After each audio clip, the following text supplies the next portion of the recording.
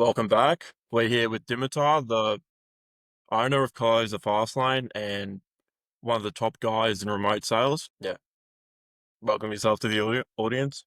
Hello, everyone. I'm super pumped to be here. I'm honestly super excited to get everything running. As Daniel already mentioned, my name's Dimitar. I'm the owner of Close the Fast Lane. We pretty much teach sales and help people get placements. And yeah, that's everything for now. So go ahead, guys. Yeah, let's just jump straight into it. So, starting off at the very beginning, why did you choose sales as your business model? Why not like crypto or drop shipping or like any other business model? So when you say that, right, are you speaking about me turning high ticket sales into a business or me getting into high ticket sales in the first place instead of doing anything else? Firstly, just you just getting into sales and not doing anything else. Okay, cool. So I've actually tried to do everything that you mentioned in there. So I tried to do crypto, I lost a bunch of money. I tried to do drop shipping, once again, lost a bunch of money. And sales, it kind of happened by accident, funnily enough. So after failing these businesses, I had a regular 9 to 5 where I was a sports coach, right? I figured it'd be something fun because I used to play like football and I was on my way to going professional, etc.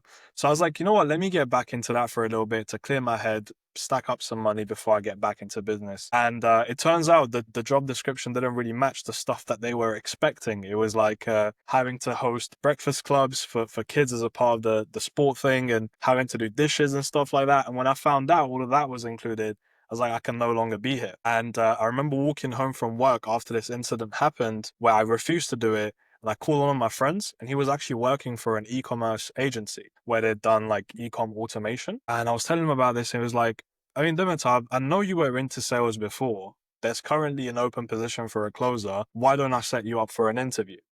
He's like, you can make like dumb amounts of money. And I didn't believe it because at this point, I didn't really know about high ticket sales. I knew about sales. I didn't know about the online space of high ticket sales. So anyway, to put it simply, I ended up having the interview and the guy said to me, this was like his exact words, because he made me do a role play on the first time and I was shitting myself, right? He said, I can tell that you can see through people's BS. I want to give you a shot. I'm going to allow you to take 5 calls, right? He said, I don't care if the leader's unqualified. I don't care if they don't show up. You get 5 shots. If you close one of them, then I'll let you have the position. If you don't close any, then we part ways, no hard feelings. So by this point, I had already quit the other job and I had no source of income and I had exactly £2,200 in my bank account, which is like almost $3,000, right? Don't remember exactly the number. Yeah. Yeah. And because of this sports job, they told me I needed to get a car because I had to go from school to school and I had to carry a shit ton of equipment. So me being young and dumb, I went and financed like a brand new car and my insurance was super high. So I was paying about £650, which is about 900 USD for insurance and the car payment. And I was like, damn, at this point, I've only got like 3 months of survival, right? With no income. If I don't eat, if I don't go out or do anything like that, I've got 3 months. So I quit my job and all the pressure was on me to make this work. And I remember I taken my first sales call after 2 weeks of preparing for it, right? Just making my own script, role playing with my friend that actually invited me into the agency. And it came time to do my first call. Ended up getting a deposit and it was like a super good start. I was like, okay, cool. First call, I've got a deposit. And my second call, I closed it, right? So that was the first ever time when I experienced what it was like to make money with remote sales. And ever since then, I managed to get the job. And that first month, my very first month, I made £4,600, which is about six and a half, almost 7,000 USD. Yeah, And from that's that point onwards, I was like, you know what? Forget about crypto, forget about dropshipping. I'm doing this for a while. But yeah, that's kind of the story of how I got into it and why. It just fell in my lap and I took the opportunity. honestly, that's amazing to hear. I had a few questions actually, but yeah. So you said initially you started as a coach, football coach, right? Imagine like a kind of like a PE teacher, right? Like a physical education teacher Okay, in okay, I got primary it. schools. So what I'm interested in is like, how did those skills translate into sales? Like for example, like you're talking to, I mean, younger, kids and all, and you're like, I guess there's a social thing that like you can develop there. I don't know. Like I'm intrigued. Like how did like how were you able to like translate those skills over? I mean, to be honest with you, that job didn't really do much for me in terms of like translating my skills. It was all of the stuff that I'd done before. When I was 16 years old, I remember this very clearly, right? I was at one of the so we have these things called chicken shops in the UK. It's like a fast food place that's just all around the country, right? You get like burgers and things like that. And I was at one of those with one of my friends, and we were talking about, me needing to get a job because obviously like money's running low, and I'm only 16, turning 17, but I'm like, I want to get some money, right? Because Yeah. obviously I come from a humble beginning. And the owner of this chicken shop overhears me and he's like, we need some help around here, right? And I was like, you know what? Yeah, sure. And he says to me to come in for a trial shift the next day. And I go home, I'm super excited. I'm like, okay, yeah, trial shift. I'm about to get a job, etc. And I go in for this trial shift, right? And he's showing me around. He's like, yeah, this is the menu. This is how you do this. This is how you do that. And we haven't discussed pay yet, right? And I'm like, okay, what's the pay gonna be? And I remember him telling me he's gonna pay me £5 an hour, right? Which was fucking illegal. It was actually illegal. Yeah. And he pointed over to his manager, and I'll never forget this. He pointed over to his manager and he was like, you see him there? He takes care of everything for me. I pay him £5.50. And he said it with the tonality of like, you can eventually climb up there, right? And make 50 extra an hour. And, I was really considering it. I walked home that day and I remember walking into my house and seeing my parents there. And I see this look on my dad's face. It's like this look of sadness and disappointment. And I remember asking him, like, Dad, what's wrong? Right? And he said to me, he said, I heard you went to work at a chicken shop. I was like, yeah, well, I want to make money. And he told me that you're better than that and you can do better than that. That's not where you belong. So I remember my dad taking out like a portion of the family savings, right? It was roughly £500, £550. He said to me, take this money, make something of it, and don't ask me for money again, right? And I was like, fuck. Okay. So I've got this £500 now. I'm like, what do I do with it? So I ended up starting to resell clothes, right? I would buy and sell clothes. I invested all of that money. And that was like the first ever taste I got for business. And that was based on Instagram. I was doing cold outreach. I was learning how to build up Instagram accounts. Went from there into selling sneakers. And then from there, I remember getting my first ever sales job, which was like corporate. I was a sales development rep. And then This started another. was young. Like you were Yeah, this was maybe young. four.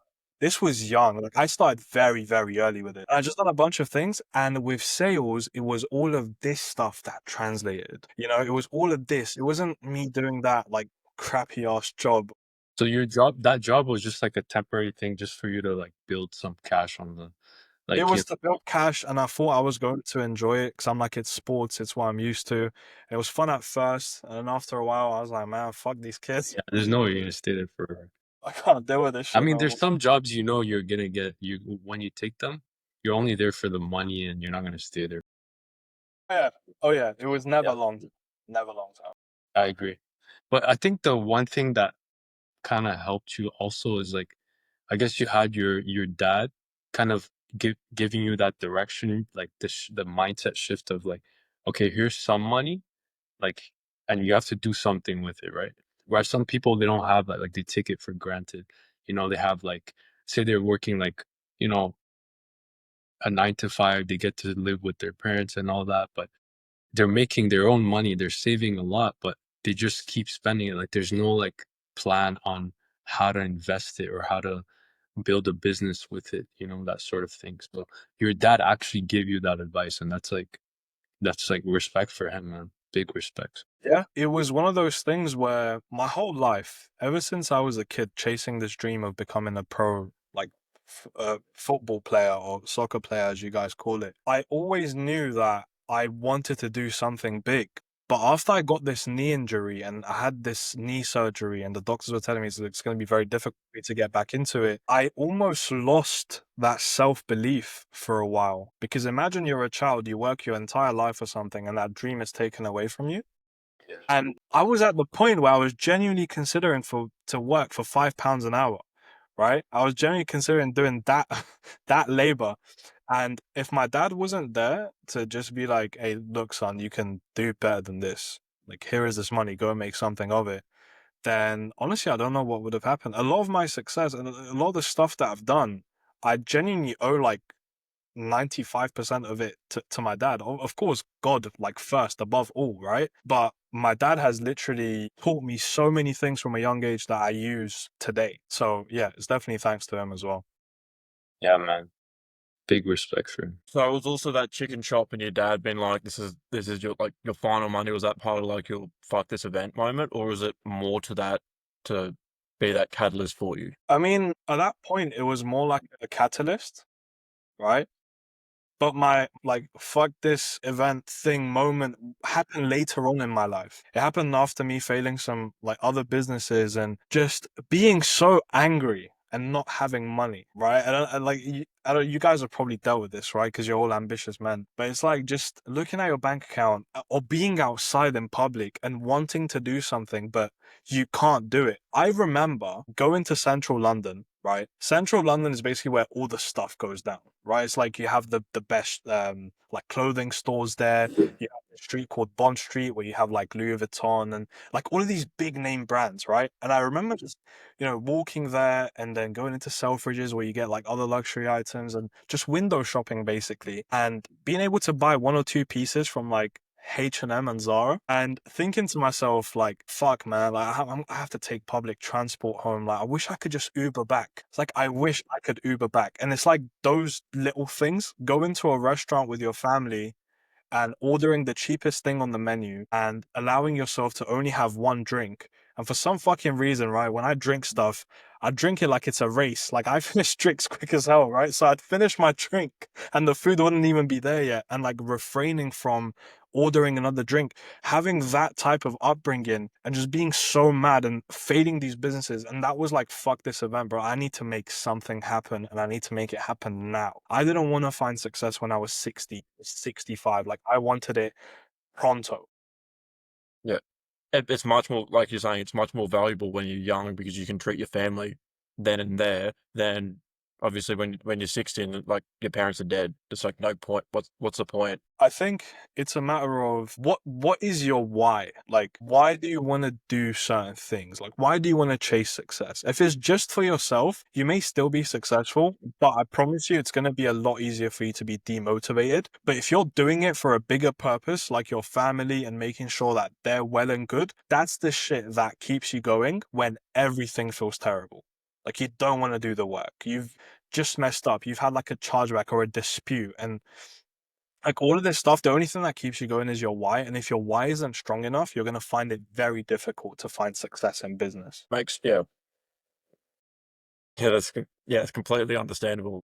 I can even say from personal experience that's the only reason that kept me going, and even like you can say that that's what kept their podcast going as well because of that the importance of that why. Because it's like who wants to be awake at 3:30 in the morning doing a podcast? I remember too those initial days when I started with Denyon.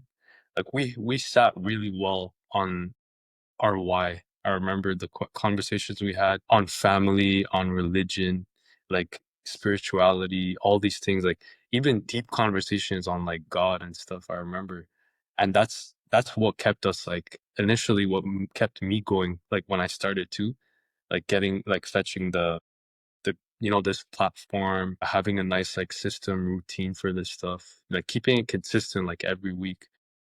And yeah, I can tell you like just spending time on your purpose is really important for that longevity in your business or whatever goal you're trying to accomplish.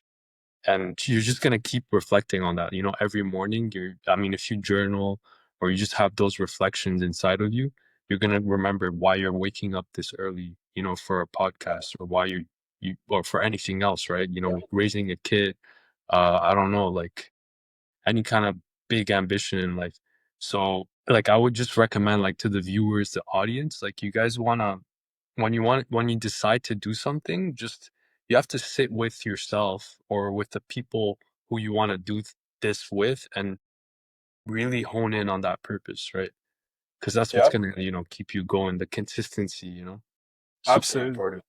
Absolutely. And I want to touch on that a little bit. So I've had these reminders on my phone for the last, I think, 3 or 4 years, where on like the iPhone, you can set up like reminders to come on your screen like every single day. And one of them was literally purpose in all capital letters. And I think it was at like 7 p.m. every single day. And I have purpose, just I'd constantly see it. And if you look back at my YouTube channel, right, and go back to the videos I was posting 3 years ago when I was fucking broke, you can see me journaling. You can see me going to the gym. You can see me meditating. You can see me eating healthy. What's your YouTube channel named? It's literally like my name and last name. So Dimitar Asanov, right? Okay, so If you go to it, you can see the shorts that I used to post. I would record my day and it would be journaling, reading, meditating, all of the stuff that you just mentioned, right? Just sticking to my purpose.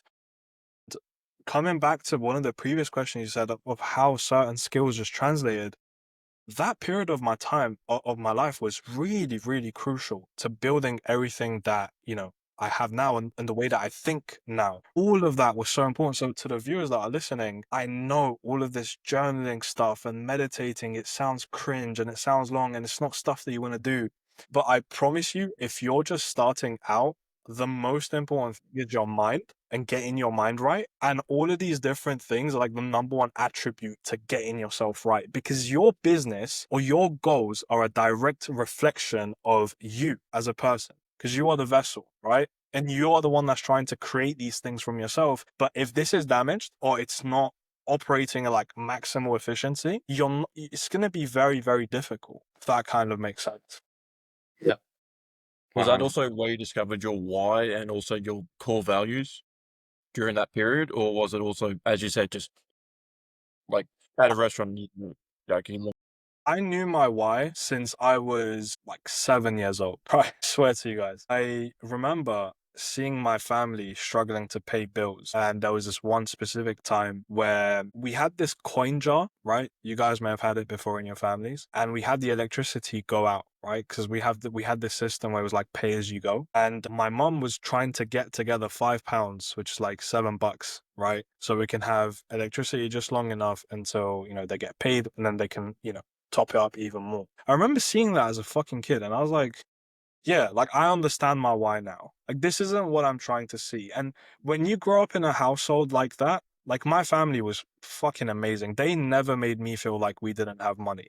That's one thing I want to make clear. Like I always had the stuff that I wanted and all of that stuff, but behind that, you still see the struggles that your family goes through. And when you see that as a kid, it helps you really mature quickly because you're not in this la la land until you're like 13 or 14 years old. You're exposed to reality from the very early stage. And I saw the reality of not having financial freedom. That's why since I was 7, I was like, my purpose, my why is my family. Like I have to make sure that my family's good and they don't worry about bills. So for me, my why didn't come later on in life. It's always been the same why. That's amazing. I was gonna ask you, like, when it comes to, I guess, comparing, comparison could be the theft of happiness. That's everyone knows. So, like, when at that early stage, you're going to also see, like, I remember doing this too, but like when I was like young, like you're gonna compare yourself to those like richer kids in school, right? And then you're gonna say, oh yeah, like, growing up. So it's like the maturity that you had, right? To be able to go deeper than that, just like deeper than just the surface of like compare, and truly understanding that like the real purpose is your family's actually doing their best, even though like all these, like you have all these people around you that are, kind of flashing and all that. So going deeper than that, like turning the negative into positive, that sort of thing. I could see like I want to stress that a lot, like in someone, like when being that young and able to see through that is like super important. Like I know to this day, even some people are still stuck in that cycle. Like, they're comparing themselves or like, like you have to go a bit deeper than that. You have to like really seek the real like old inside of you to kind of work on, eliminating those negative, toxic, thoughts in your mind, like, oh yeah, there's this going, like all these people around me, and I'm trying to do this and it's not working out, that sort of thing, right? So just to kind of like keep yourself again on that purpose, keep yourself on that growth path. Yeah. So yeah. No, it's really difficult to not compare. Even today, it's not like I've mastered like not comparing anything to anything. But there are two types of comparison in my opinion, right? You can compare with envy or you can compare with inspiration, right? And that's like the one shift I've been able to apply where even if I compare myself, I'm inspired by that comparison. So for example, like we just hit 1,000 members on school, right? Which is like a big achievement. Like anybody would be like, oh damn, like yeah, 1,000 members. First thing I've done when I hit 1,000 members is I looked at the other communities and I was like, damn, these guys got like 5K, 6K, 7K. But for me, it wasn't with envy. It was like, shit, if they've done it, so can we, right? So I've put parameters into place now where I can ensure that's going to happen by the end of the year. So you can still compare, but it's the frame of mind that you have whilst comparing.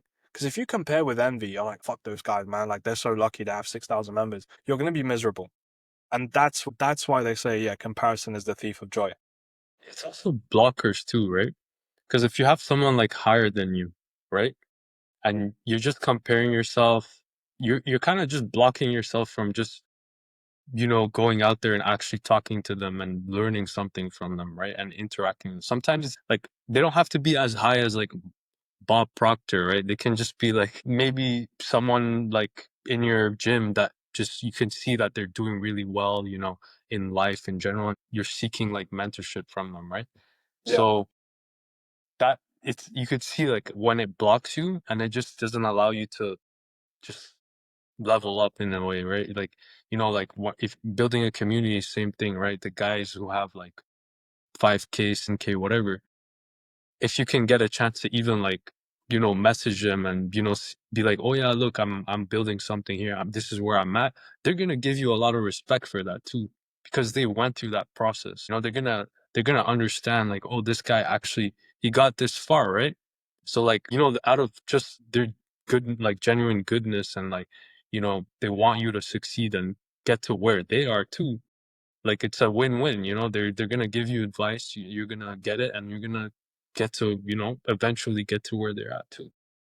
Yeah. No, absolutely. I mean, one of the things that there's like a massive stigma around in our industry is like this fear of asking for help.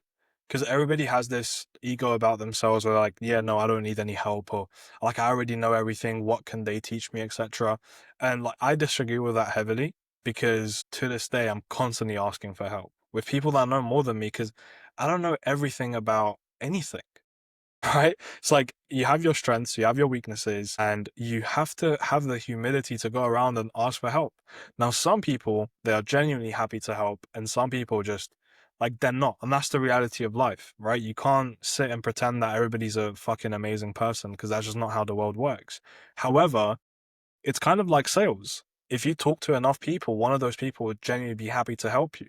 But if you don't put yourself out there because of your ego, once again, you're blocking yourself and you're limiting your success or the potential of your success. Just to jump to just another bit of a different tangent, what has been the most key insight that you've gained from your experience in either business, sales, or even just life experience in general? I've got a fantastic one, right? If people just fix this one thing, yeah, I promise you guys, they will find so much more success. So I have this horrible disease, right? It's called shiny object syndrome, right? And it's where you hear about this new thing and you jump over to that. And by the time you get comfortable with that, you hear about this other new thing and then you jump onto that, right? And I done that so much when I was younger because, look, I'll be honest with you guys, I feel like if I stuck with e-commerce, by the end of it, I would have found success with it. If I stuck with SMMA, by the end of it, I would have found success with it. But because I was just constantly hopping, that's what was stopping me. So for the listeners out there, if you have something in your mind, if you want to launch a fitness offer, if you want to launch a marketing offer, whatever offer that you have, just stick with it, please, because you guys are going to go through this thing, right? And it looks like this. I believe Hormozy's spoken about it a little bit. You get the idea, You have this massive spike of dopamine. You're like, yeah, this is the one. This is the cash cow that's going to give me financial freedom. You start doing it. You're still excited. And then you start outreaching, right? And then you may have even gotten your first client with it. Everything's going well right now. And then something hard happens. Something that you have to fix. Maybe your payment processor has gone down. Maybe your ad account has been banned. Whatever the case might be in whatever industry you're in, that's where people give up. That's where they switch over to the other thing. So they're like, oh, here I have to worry about ads. I have to worry about this. With this business model, there's nothing that I need to worry about. And then they transition to that. They find a little bit of success, and then boom, the first hard thing happens. And that was a story for me. And I know it's a story for a lot of people. So to make it short and simple, find that one thing and stick to it for at least 1 year. If you give something 1 year and it still hasn't worked, I won't shame you for switching over, right? But if you've done something for 3 months, imagine if you guys only posted episodes for 3 months and then you gave up because you didn't get like the most amount of viewers on the planet. That'd be pretty fucking stupid, right? So, Yeah. like, why would these other people assume that they can have a 10K a month business or a 20K a month business in like a couple of weeks? Doesn't make sense, bro. Unless you're like one of the rare cash cows, but that's like one in like a few thousand, if that. Yeah, it's just rare and it's not common. And the thing is, with some things you bet on yourself, but with other things, people try to reinvent the wheel too much. Now that also doesn't make sense. But anyway, that's like a topic of discussion for a whole other day. Yeah. I mean, all these ideas that you're giving, it's like super applicable to so many fields. Like, especially like, where I work in like, software and stuff. 100% you're gonna find like a bug or like something missing in your application, and like it's the same feeling. You're gonna think it's fate. You're gonna say, what am I doing in this like career and whatnot, right?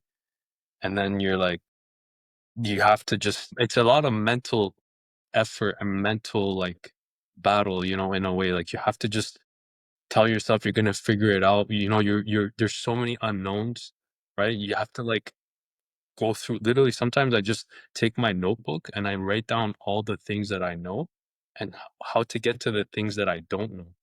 And then I just slowly and surely like figure out, what's the thing that causing my application to slow down, let's say, or there's a crazy bug and I have no idea why. It's like, what's the reason? So then it's like the same thing, like you said, with business and even in software, there's no reinventing the wheel, right? We're not gonna, it's not like we're going back to the 80s and you're gonna start building a computers like with, you know, zeros and ones and like logical circuits. Like, there's like, we're not like, if you do that, you're just going backwards. You're making your life more miserable.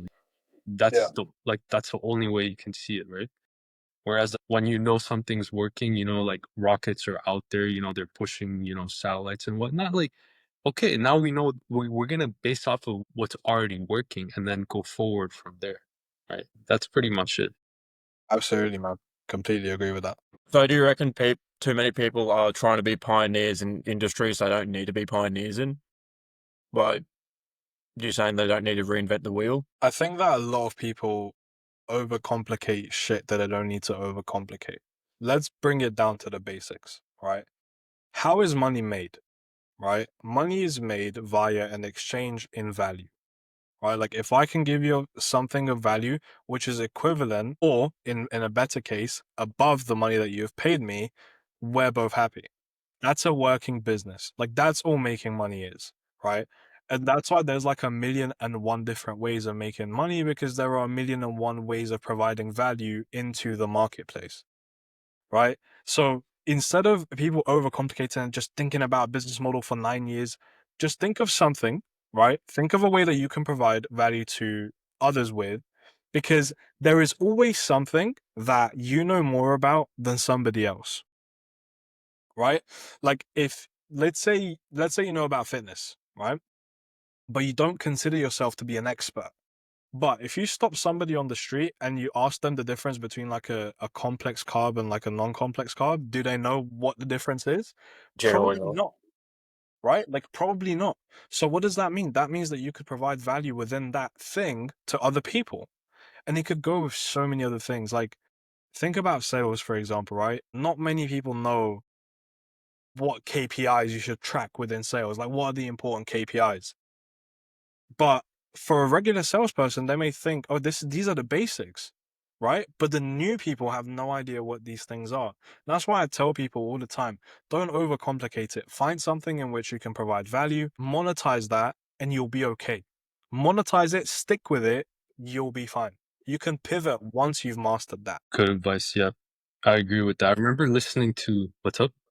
I'll let you continue. I was Yeah, I just was I was talking about like Ali Abdal, you know, the famous Yeah, YouTube yeah, yeah. from UK. It's like his whole story is pretty much that. Like he started his giving advice and value in his own field, what he knew, right? Doctor, and like he was a medical, like he was in the medical industry. He was a doctor and everything, and he just started. I don't know how many subscribers. I remember I seeing him at like 20K, and he was just talking about that because I was still in uni too, and he's just giving value to like just basic students like me at the time, and you know you can see like you know that it was his niche. You know that's where you when the actually it's pretty crazy. Like when you break it down, the niche is literally just that one thing that you're really good at, even though you don't like it, but you can provide value to just the average commoner. That's your niche, like industry, you would say.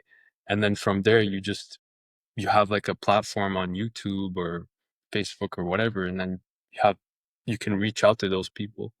And then after that, well, like you said, when with time you master that whole like system, that whole game, and then you pivot. So that's what he did. He also pivoted to productivity. Now he just talks about productivity, monetizing businesses, like pretty much, yeah. And he's like pretty big now. It's crazy. Yeah, I mean, look, it's honestly a lot simpler than people think, because one thing that people assume is that they're super unique, right? And that's not the fucking case, right? People are the same. And one thing that's common amongst all people are the types of problems that we face, right? It's like making more money is always a struggle. Saving more money is always a struggle. Saving more time, right? Eating, clothing, like these types of things, right? Knowledge. People want to learn about stuff. So whatever niche you're in, you're typically solving like one of these problems, right? Majority of the online space is about info and info on being able to make more money. So necessarily at the foundation of it, you're fixing a money problem, right?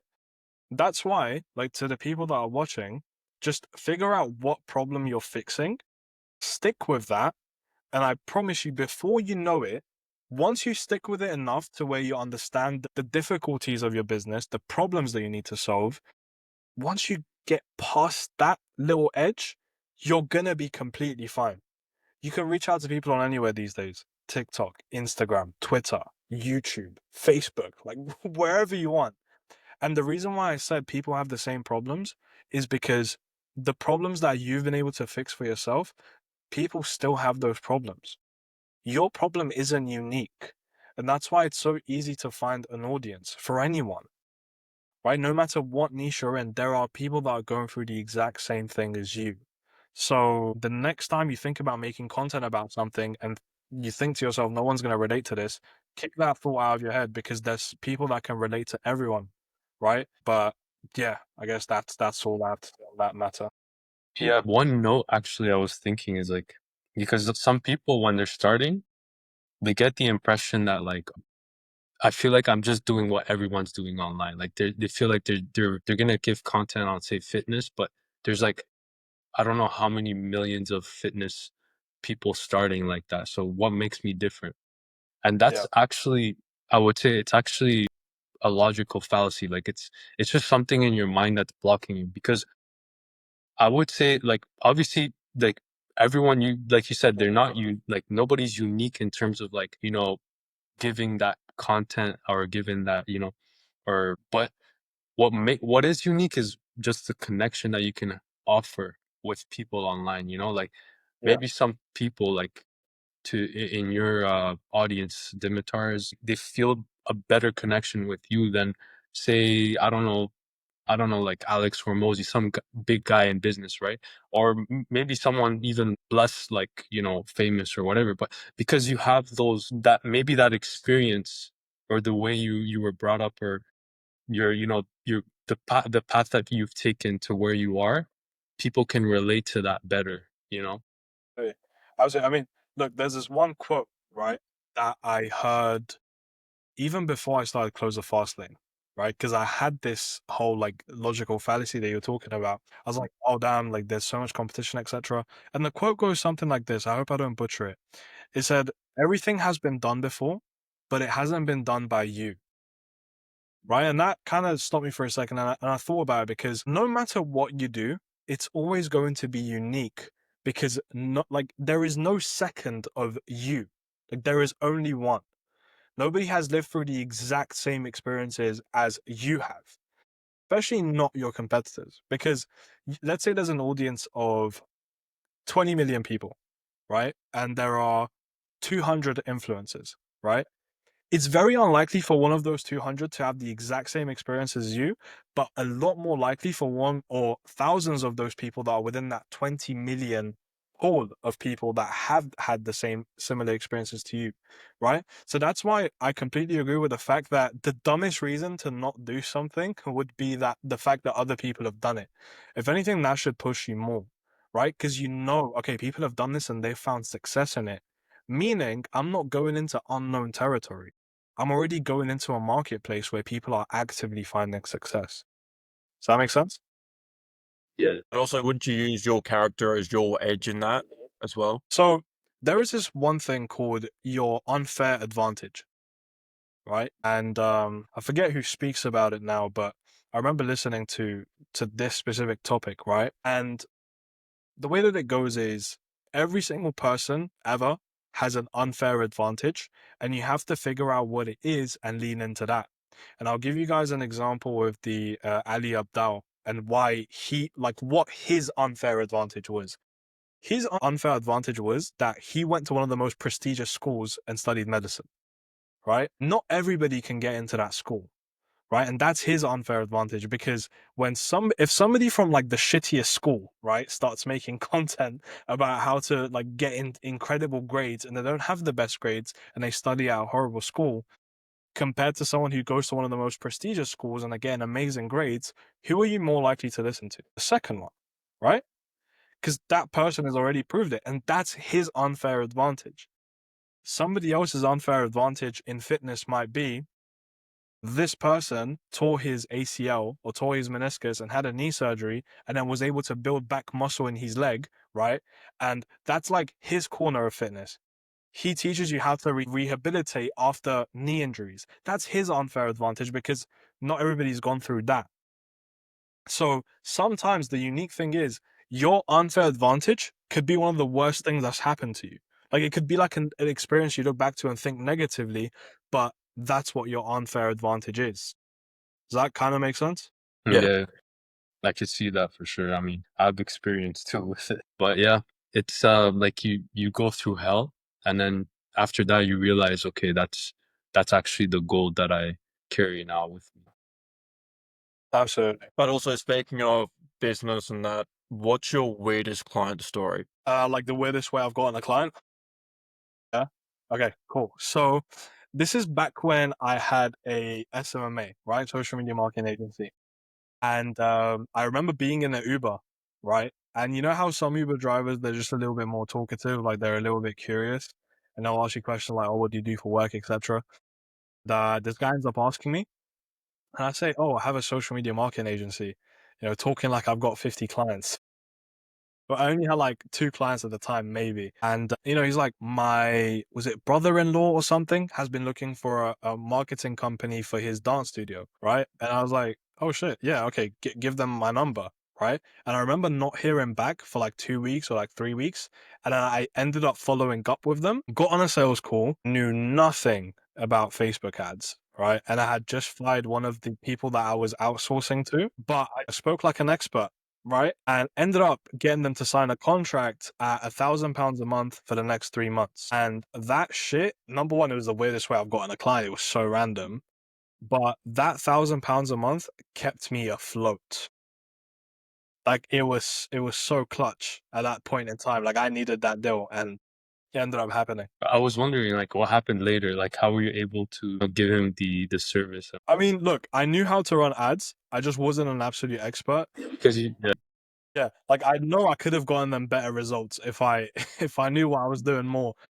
But they were like the nicest people on earth. I remember they invited me to an event that they were hosting. They were actually based in London, which was like the cool thing. It was like the first time I met like a client in person. And yeah, like they understood obviously that, you know, they didn't get the best results, but they got so much more exposure because they've never ran ads before. So it was kind of like a win-win. If I took on a client that was like doing 20K a month with ads already, and they were like, yeah, scale us up to 40, then I would have been fucked.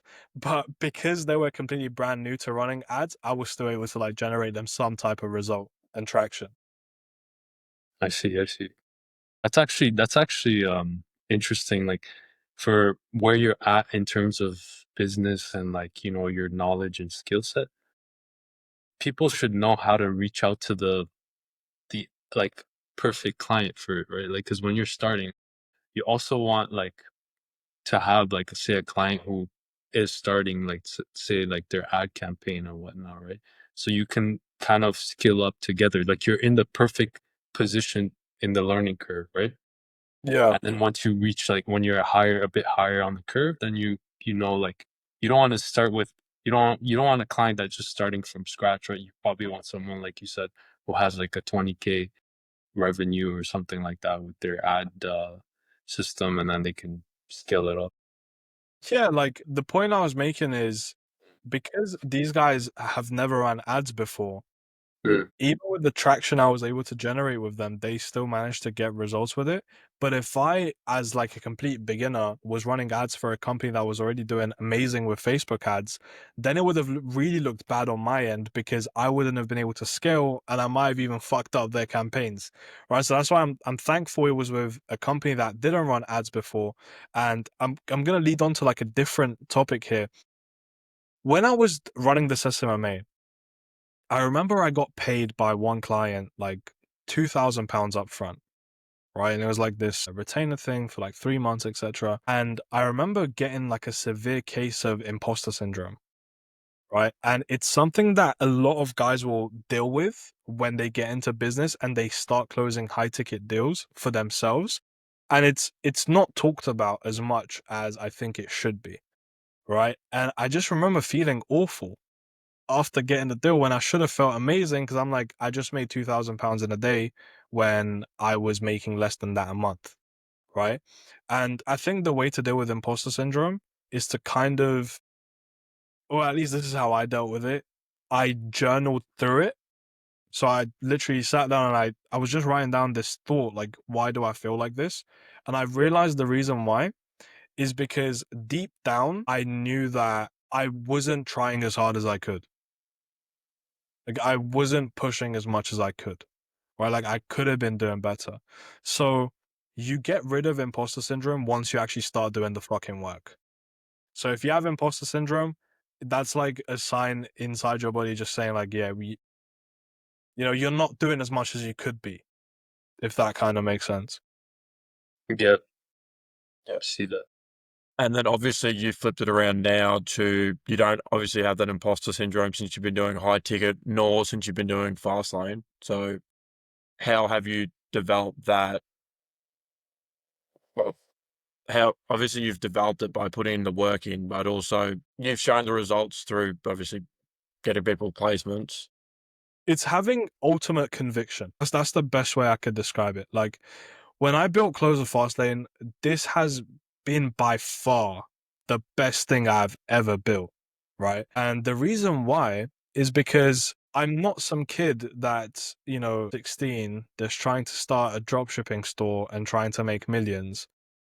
I'm a guy who's gone through so much shit, like done sales. Like I crushed it in high ticket sales. Like I done really well, right? And I used all of the other experiences that I've had from the previous businesses to start this. So when I started this, I had bulletproof conviction. I was like, yeah, this is a fucking amazing product.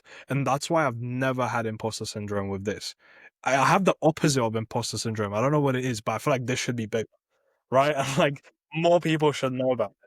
So you like conquered it so much, like that's insane. Yeah, I was gonna say imposter syndrome for guys, like for people who don't know, it's like pretty much when you're at a point where like on the learning curve, like when you're starting to learn something new, you feel like you're not in the right place, or you know you're an Don't imposter. belong.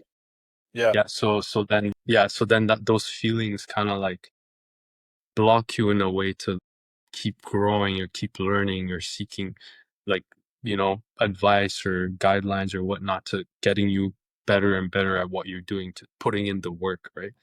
So, and also I realize for people around you, like say even your clients, right, when you're like you know guiding them through the process or like giving them like the service and whatnot, to them you're not really an imposter. Like they're not, that's the last thing on their mind, right? It's all like in your mind, so It's like a it's gift just from your the gods from their perspective. yeah, exactly. Like you're not even like at the end of the day, it's all about like how people see you, right? That's another thing too. It's like you're the way you present yourself, the way you persuade, the way you talk to people, like at the end of the day, that's that's something that's super powerful. Like no matter what you're going through in your mind, right? People are not gonna know when you're able to, put on the character and like, the salesman. Yeah, Yeah. yeah, yeah. No, no, absolutely, man. Like, I'll give you guys an example of this, like an amazing example. I remember maybe 3.5 years ago now. Fuck me, getting old slowly. But I was sitting in my friend's car, right? The car that we were sat in costs £1,200, like $1,500, right?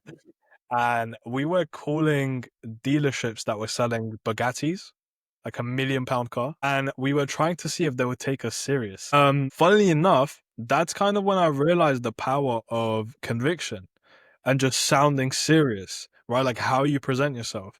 These guys were really taking us seriously. Like they got into negotiations. They were asking us if we wanted the car to be exported into a different country, and we were like, yeah, could it be exported into like this country or that country, and just like hanging up. So just wasting salespeople's times. I'm sure I've got some bad karma for that. But the point I'm trying to make is like we were doing that, and like if people can just based on how you present yourself, you just with your voice and your conviction, if they can take you serious enough to do like $1 million negotiation with you, think about that paired with everything else. How you look, how you take care of yourself, how you groom yourself, what type of clothes do you wear? What's your body language like when you speak to people? Combined with all of that, like perception is reality. Right? That's what people don't understand. Like perception is literally reality. It's not about how you perceive yourself, right? It's about how other people perceive you. Like for me, right, this little water bottle here, the way that I perceive it, it could be worth like £10,000 to me, right? But that doesn't fucking matter because you'll perceive it as like, yeah, that's $1. That's a water bottle. It costs $1. So the point I'm trying to make here is, as harsh as it sounds, it honestly doesn't matter how you, as the seller, perceive something. It doesn't fucking matter. You're irrelevant in this equation. It's about how somebody else is going to perceive you or your product. Does that make sense? Yeah. But also Yep. doesn't your framing and guidance and also how you view obviously yourself and the product works, because it's also the same as the internal as it is the external. Yeah, that's how you build frame though. Like that's how you position your product, because you think about all of the different things that people would perceive as value. Does that make sense? Like if I'm building a product, I'm not thinking about myself. I'm thinking about what would be valuable for somebody else. It's like when you purchase a gift for somebody for their birthday. You're not thinking about what you would like, you're thinking about what they would like, right? And it's the exact same example when building a product. Like building a product is a very, very deep like conversation. We could talk about building product for hours and hours. But to put it simply, the first step of building a product is putting everything that you want for yourself out the window, having a clear mind and thinking, what are people truly going to find value in? Right? Because to me, my training is very, very valuable, right? But that's my perception. To some people, they care more about getting the placement. So that's why we've included placement as a part of the service. Right? It's not because I want to do it. Because for me, yeah, my training is super valuable, but it doesn't matter what I fucking think. It's about what the market desires. The market lays the law, no matter what industry you're in. The market, that's it. Yeah. And I reckon that's probably that's also like a really valuable product because you got the training and the placement. Because a lot of people will just be like, it's just the training. What's the point of me joining if I don't get the placement because I need to make the connections? It's Yeah. too much hard work for them. Yeah. And it's like, in a sense, it is kind of ignorant of some people because they want a sales job, right? Like that's what they're here for. They want a sales job. But if you put them into a sales job today, they'd get fired the same fucking day, right? But people don't want to accept that because they think sales is just talking to someone on the phone. When it's a lot, it's many, many layers like below that. See, Daniel knows because he's actually in sales now and he's doing the training and he knows how difficult it actually is. But from the outside, it looks very simple. You're like, wow, so yeah, you just get on a Zoom call and you tell them the price and they pay. Yeah, And it man. seems like that for low ticket sales. High ticket sales is a whole different ball game. It's a whole different ball. Even if they were selling a low ticket product, they would struggle because they don't understand, right? So that's why, as well as the placement, the training is just as, if not more important. Because once you have the skill, you can apply it anywhere, anyway. Would you say that also came as part of your purpose for Fastlane is just for implementing that training and that skill into the person, or was it more so the internal view for Fastlane than the What do you external? mean by that? So, because there's obviously reasons behind why people start businesses because like you're going from pretty much an employee, aka like a sales rep, to a business owner now. You got more responsibilities, more commitments, and obviously you got like role plays and that sort of stuff going on behind the scenes and other stuff. So there's got to be a reason why you started Fastlane, and I'm kind of curious to know why. Okay, cool. That makes a lot more sense now. For me, right, when I started closing, the intention was always to start my own thing after closing. Because I didn't want to sell for my whole life, right? Like, that's not the vision that I had. Because before sales, before everything, I was just always like business minded. I always wanted to have my own business, right? So for me, closing was like a stepping stone where I got to learn some very, very valuable things. That's why if you're a closer, you have such an insight into how a business works. You really see the inner workings of a company if you're a closer. You know, you see how invoices are collected, you see how taxes are filed, you see how leads are generated, you see how you increase show rate, like all of this important information, right? And for me, the goal was I was like, let me learn, let me make a shit ton of money with this, save as much of it as possible, which I didn't do the first year. I was spending like an absolute idiot, but that's not the point. Like, do all of that, save money, and then start my own thing. And that's where the whole close the fast lane thing came about. Because I was like, let me build a company around something I know inside and out. You know, because sales is what I know. Where do you see yourself in the next 10 years for your vision, your future, and where do you see Fastlane? Oh, in the next 10 years. Hopefully not dead. Hopefully not that. No, I'm kidding. Um, In terms of where I see myself, I still see myself in the like either in the info space or the software space, like one of those. Just because like I want to keep growing and keep learning and keep building upon like what I have at the moment. In terms of the fast lane, like just keep scaling it, keep making it better, making it more accessible to pretty much everyone in the world, right? Like having people be able to find placements in the city that they're from or like in the country that they're from. Because obviously right now we've got UK, US, Canada, like the main places. But like imagine people being able to find remote closing roles like in Spain. Like they grew up in Spain and they can find one in their language and they can just do it. Right. So just building it out that way so it's more accessible to everyone. Other than that, I have no idea, Daniel. I couldn't That's tell you actually what pretty unique though, to make your business like multilingual. Like yeah. that's big, man, honestly. Because I would say even like if you look at Imad Ghazi, his whole business model is just probably 2 or 3 languages. Yeah. At the most. And Yeah. usually when a business model is like deployed in one language or two, it's always going to be more dominant in the first language it was deployed in. Yeah. That's a whole different game. But then imagine this, right? I'll just tell you this real quick. This is how you know it works. Mr. Beast, how many channels does he have? How many languages are they doing right now? I think he's got a total of like 9 in 6 different languages, and besides his other like 4 He's other like, off brands. there you go. There you go. And all of them are like 10 million plus in subscribers, right? So this stuff definitely works, but that would be like the next, Tier that of would be investment. implemented in the next like 2 years probably, because it's very difficult to implement. Because like, yeah, you've got connections like in UK, US, Canada, but then imagine like building connections with these other companies that they may not even speak English, you know? So it's definitely gonna take some time, but it's in the works. Yeah, it takes a talent. Like you have to really know like the people, like especially like translators. Like translating is like a really It's not skill easy. valuable job, like because Google Translate, it's not going to get you that far today, like when it comes to a whole business, a channel, like it's not the same level. People, they really like it when it's like in the language, like it's not just the language, it's also the culture that comes behind it too, right?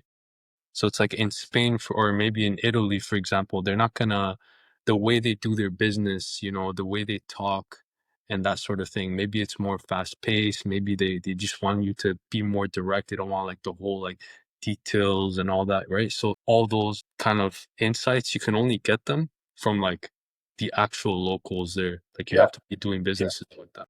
Absolutely. That's honestly such a valuable point. Like, honestly, Mhm. thank you for saying that. Yeah, no That's worries. how it is. But yeah. Daniel, I believe you had a couple more. Why did you decide to partner up with Cash for Fastlane?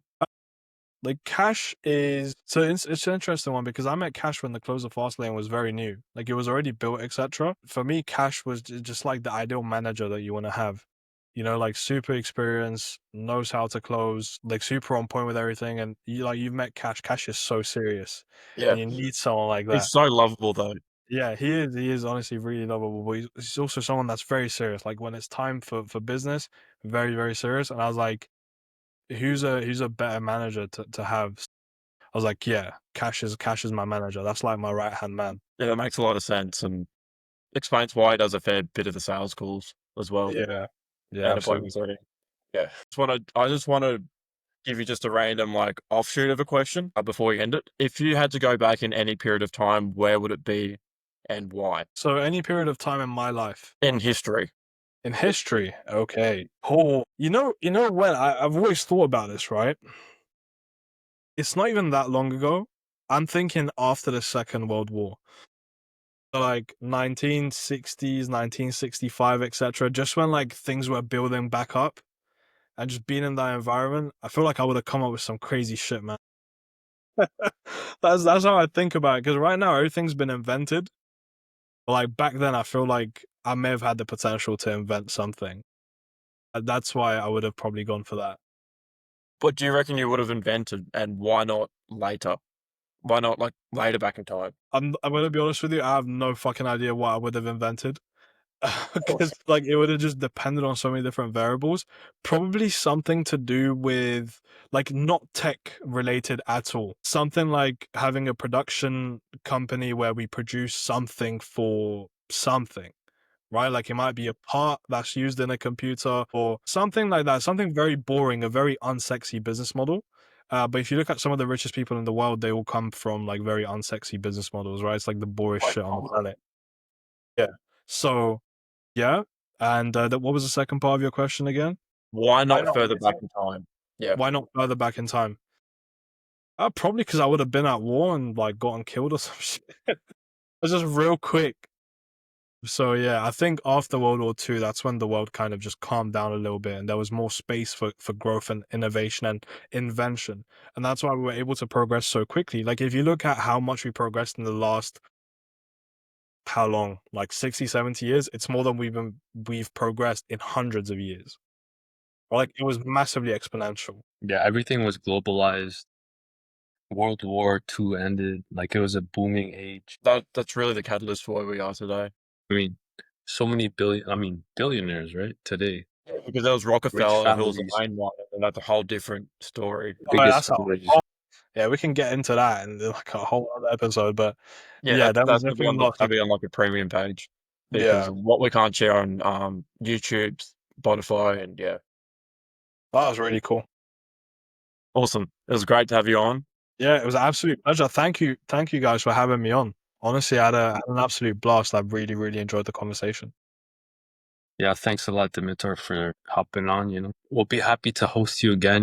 Maybe another, I don't know, 6 Maybe in months. like Dubai or something. Or Man, anytime you guys need, I'm always there, man. We'll make it happen. Yeah.